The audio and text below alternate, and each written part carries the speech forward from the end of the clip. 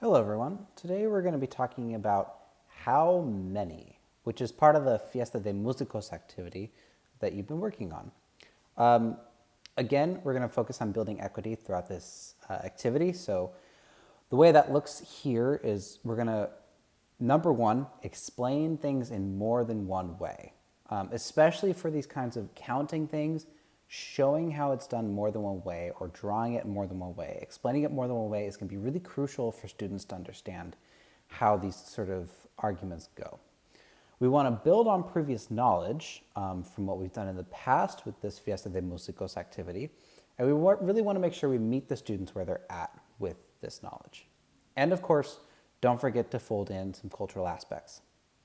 So if you remember, we were building these músicos from different sort of items. So we would pick a head, we'd pick a body, we'd pick a number of jaranas, and we would pick the gift that they would bring to the festival. And we have three choices for each of these. And so the big question behind this activity is how many músicos can you build by selecting one choice from each of these four categories?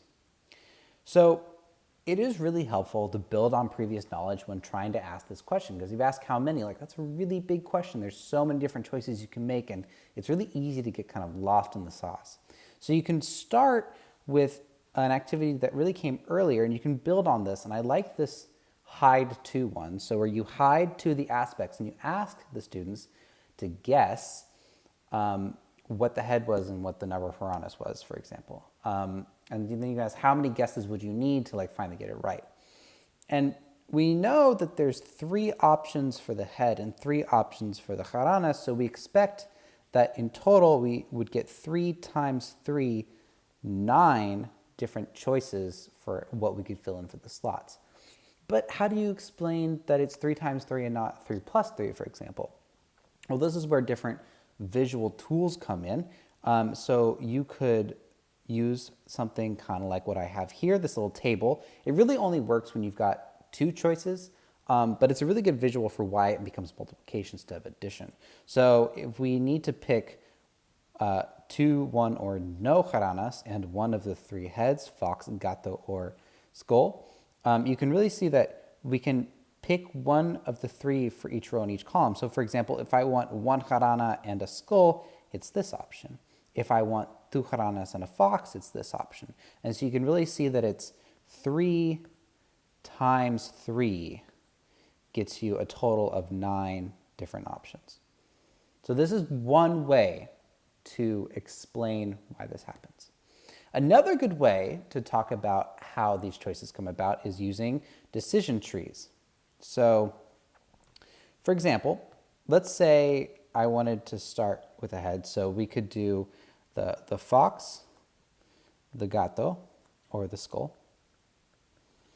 And from there, from each of these three choices, we have a choice of body. So for the fox, we can do the suit, we can do the dress, or we can do the bones, the skeleton. But the gato also has those three options, right? So we can also do suit, dress, or bones for the gato, and the same thing for the skull.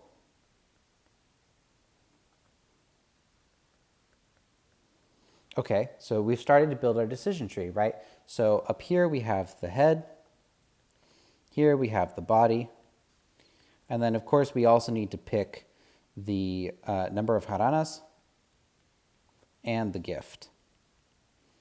So you can start to see that this tree is getting really big. So like, for example, for the fox with the suit, we could have 0, 1, or 2 jaranas. And for any choice of those jaranas, we could do the gift of the dahlia, the chocolate, or the bread. And each of these options gets so many different little branches. And it gets really messy really quick. But it's still good because you can see that, you start with 3, and then 3 times 3 gets you 9, and then 3 times 3 gets you, count them all up, you'll get 27, and at the very end, 3 times 3 times 3 times 3, you should end up with 81 options total. The full tree looks something like this, which is going to be something that's really hard for students to draw. So one way that you can tackle it that was suggested by many of our mentors is you could have students break out into, say, pairs and each assign them a particular piece of the tree. So say, okay, you all take the ones with the gato as the head and fill out that tree. And then you all take the ones with the fox, and then you take the ones with the skull. Again, this is just one way to represent how to do this sort of counting. And coming up with different ways to think about it and different ways to explain it is really, really good, especially if there's a way that really makes sense to you. Lead with that. Come up with new ideas. There's always more and more ways that we can think to count.